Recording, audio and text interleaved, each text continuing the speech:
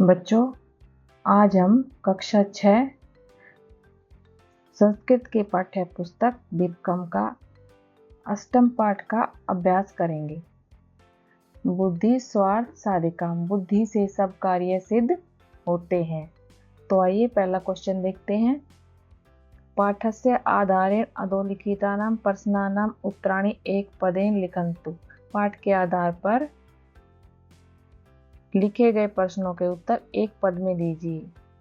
देखते हैं पहला क्वेश्चन। सरोवरस्य तीरेषु कोमल भूमौ बिलेषु के निवसन्ति। सरोवर के किनारे सुकोमल भूमि पर या कोमल भूमि पर बिलों में कौन रहते थे, कौन निवास करते थे? तो उत्तर है इसका शस्का, खरगोश।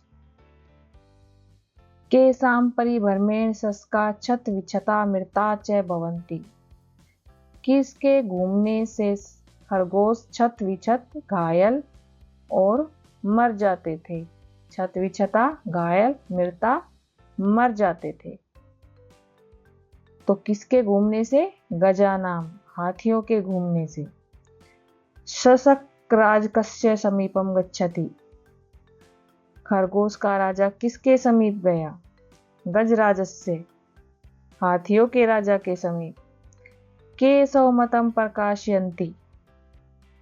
कौन अपने मत प्रकाशित करता है? शशका, खरगोश। कै चंद्रमा नमति। कौन चंद्रमा को नमस्कार करता है? चंद्रमा के आगे कौन झुकता है? तो इसका आंसर है गजराज, हाथियों का राजा। के सुखी न तिष्ठन्ति। कौन सुख से बैठ जाते हैं?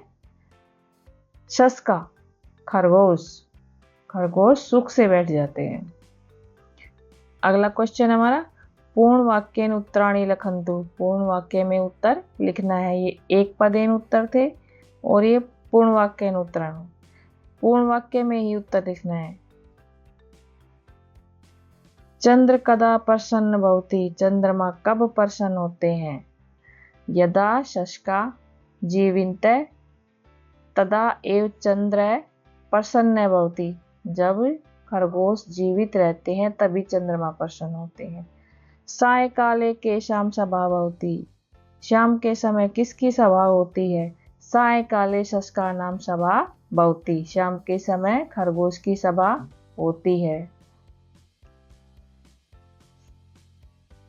शस्का किमर्थ उपायं चिन्तयन्ति। खरगोश किसके लिए उपाय सोचते हैं? शस्का स्वरक्षार्थम उपायं चिन्तयति।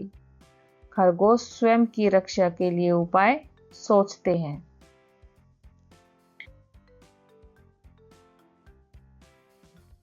चंद्र के नामना प्रसिद्ध अस्ति। चंद्रमा किस नाम से प्रसिद्ध है? चंद्र है, चंद्रमा शशांक इति नामना प्रसिद्ध अस्ति। चंद्रमा शशांक इस नाम से प्रसिद्ध है। आम चंद्रस्य दर्शनाय आवाम अधुना एव सरोवरम प्रति चलामः इति कै कथ्यति। हाँ, चंद्रमा के दर्शन के लिए हम दोनों अभी चलते हैं। ये शब्द किसने कहे थे? आम चंद्रस्य दर्शनाय आवाम अधुना एव सरोवरम प्रति चलामः। चलाव इति शशक कथ्यति। हाँ, चंद्रमा के दर्शन के लिए हम दोनों अभी सरोवर की तरफ चलते हैं, सरोवर की ओर चलते हैं। ये शब्द खरगोश ने कहे थे। अगला हमारा क्वेश्चन है, पाठस्य आधारेण पट्टिकात क्रियापदानि चित्वा वाक्यानि पूरयत। पाठ के आधार पर इस पट्टिका में जो शब्द दिए गए हैं इनसे हमें वाक्य पूरे करने हैं। देखते हैं। पहला है हमारा किम चंद्र सरोवर। सरोवर तो इसमें आएगा तिष्ठति। सर्वे शस्का उपायम चिंत्यन्ति। सायकाले शस्कानां सभा भवति। शाम के समय खरगोश की सभा होती है। शस्का सरोवरस्य तीरे निवसन्ति। खरगोश सरोवर के किनारे पर रहते हैं। स गजराज कथ्यति। वह गजराज से, हाथियों के राजा से कहता है। अब हमारा नेक्स्ट क्वेश्चन है, उदाहरण अनुसारम निम्नलिखितानां पदानां वचनम पुरुषम च लिखन्तु। उदाहरण के अनुसार निम्नलिखित पदों के वचन और पुरुष लिखने हैं।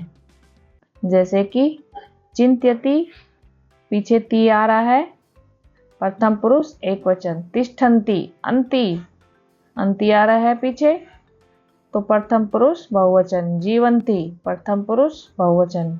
नमति, प्रथम पुरुष एक वचन। कथ्यति, प्रथम पुरुष एक वचन। गच्छति, प्रथम पुरुष एक वचन।